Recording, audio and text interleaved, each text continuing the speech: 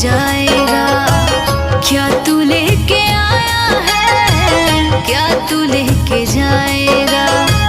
तूने जो कमाया है, तूने जो कमाया है, तूने जो कमाया है वो दूसरा ही खाएगा। क्या तू लेके आया है, क्या तू लेके जाएगा। क्या तू लेके आया है, क्या तू लेके जाएगा। क्या तू लेके आया है, क्या तू लेके जाएगा।